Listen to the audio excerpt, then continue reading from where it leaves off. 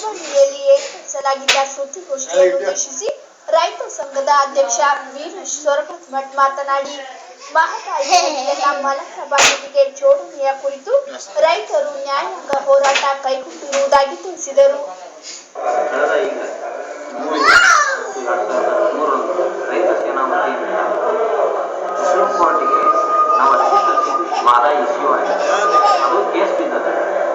ಆಮೇಲೆ ಕಾನೂನಾತ್ಮಕವಾಗಿ ಹೋರಾಟ ಮಾಡುವುದಾಗಿ ನಿಶ್ಚಯ ಮಾಡಿದರೆ ಅದಕ್ಕೆ ಇವತ್ತು 10 ದಶಕಗಳ ಕಳೆದರೂ ಕೂಡ ಮತ್ತು ರಾಷ್ಟ್ರೀಯ ಇವತ್ತು ರೈತರಿಗೆ ಅನ್ಯಾಯ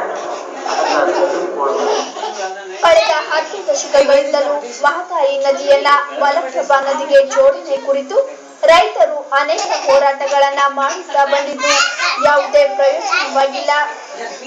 ಅಭಿವೃದ್ಧಿ ಪದದತ್ತ ಸಾಗುತ್ತಿರುವ ಅವಳಿ ನಗರಗಳಲ್ಲಿ ಅಧಿಕ ಜನಸಂಖ್ಯೆ ಇದ್ದು ನಗರಗಳಿಗೆ ಕೇವಲ ಮಲಪ್ರಭಾ ನೀರಿನ ಪೂರೈಕೆಯಿಂದಾಗಿ ನೀರಿನ ಕೊರತೆ ಉಂಟಾಗುತ್ತದೆ ಅಲ್ಲದೆ ಈ ಭಾಗದ ಜನರಿಗೆ ಸಾಕಷ್ಟು ಪ್ರಮಾಣದಲ್ಲಿ ನೀರು ದೊರೆಯುತ್ತಿಲ್ಲವಾಗಿದೆ. ಬಹುಭಾಗ ಜನರ ನೀರಿನ ಕೊರತೆ ನೀಗಿಸಿ ನೀರಿನ ಸೌಲಭ್ಯ ಕಲ್ಪಿಸುವ ಕಳಸಾ ಬಂಡೂರಿ ಯೋಜನೆ ನಮ್ಮ ಜನರ ಹಕ್ಕಾಗಿದೆ. ಈ ಕುರಿತು ಸುಪ್ರೀಂ ಕೋರ್ಟ್ಗೆ ಹಲವಾರು ಬಾರಿ ಅರ್ಜಿ ಸಲ್ಲಿಸಿದ್ದು ಸಂಬಂಧಪಟ್ಟ ಎಲ್ಲ ದಾಖಲೆಗಳನ್ನ ನೀಡಲಾಗಿದೆ ಎಂದ ಅವರು, ಮಹದಾಯಿ ನದಿಯನ್ನ ಮಲಪ್ರಭಾ ನದಿಗೆ ಜೋಡಣೆ ಮಾಡಿದಲ್ಲಿ ರೈತರ ವ್ಯವಸಾಯಕ್ಕೆ ಹಾಗೂ ಕುಡಿಯಲು ಅನುಕೂಲವಾಗಿ ನೀರಿನ ಕೊರತೆ ನೀಗುವುದು ಎಂದು ತಿಳಿಸಿದರು. ಸುಪ್ರೀಂ ಕೋರ್ಟ್ನಲ್ಲಿ ತಮಗೆ ನ್ಯಾಯ ಸಿಗದಿದ್ದಲ್ಲಿ ಪ್ರಧಾನಮಂತ್ರಿ ಹಾಗೂ ರಾಷ್ಟ್ರಪತಿಗಳಿಗೆ ಮಹದಾಯಿ ನದಿಯನ್ನ ಮಲಪ್ರಭಾ ನದಿಗೆ ಜೋಡಣೆ ಕುರಿತಂತೆ ಒತ್ತಾಯಿಸಿ ಹೋರಾಟ ನಡೆಸುವುದಾಗಿ ತಿಳಿಸಿದ್ದಾರೆ. ಅದರಲ್ಲಿ ನಮಗೆ ಸುಪ್ರೀಂ ಕೋರ್ಟ್ ಹತ್ರ ಹಂಚಿಕೆ ಆಗಬೇಕು ಮತ್ತು ನಮಗೆ ಕುಡಿಯೋದಕ್ಕೂ ಬೇಕು ನೀರು, ವ್ಯವಸಾಯಕ್ಕೂ ಬೇಕು ನೀರು.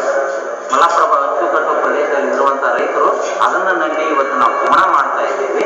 ಇವತ್ತು ಕುಡಿಯುವುದಕ್ಕೂ ಬೇಕು, ವ್ಯವಸಾಯಕ್ಕೂ ಬೇಕು. ಆ ಒಂದು ವಿಷಯವನ್ನು ಇಟ್ಟುಕೊಂಡು ನಾವು ಸುಪ್ರೀಂ ಕೋರ್ಟ್ ಒಂದು ವೇಳೆ ನಿಮ್ಮ ಟೇಪ್ ಆಗಿದ್ದಿಲ್ಲ ಅಂದ್ರೆ ಸರ್ ಆಗಲಿಲ್ಲ ಅಂದ್ರೆ ಕೂಡ ಈಗಾಗಲೇ ಆಗುವ ನಿಟ್ಟಿನೊಳಗೆ ಪ್ರಧಾನಮಂತ್ರಿಗೆ ಮತ್ತು ರಾಷ್ಟ್ರಪತಿಗೆ ಒತ್ತಾಯಪಡಿಸುವಂಥ ಹೋರಾಟ ಮಾಡ್ತೀವಿ ಮತ್ತು ಸಾಕಷ್ಟು ಬುದ್ಧಿಜೀವಿಗಳನ್ನು ಮತ್ತು ಕಾನೂನು ಸಲಹೆಗಳನ್ನು ತಿಳ್ಕೊಂಡು ವಿಚಾರ ಸಂಕಿರಣ ಮಾಡಿಕೊಂಡು 9 ತಾಲೂಕು 4 ಜಿಲ್ಲೆ 13 ಪಟ್ಟಣಗಳ ವಿಚಾರವನ್ನು ತಿಳ್ಕೊಂಡು ಇದಕ್ಕೊಂದು ಆಂದೋಲನ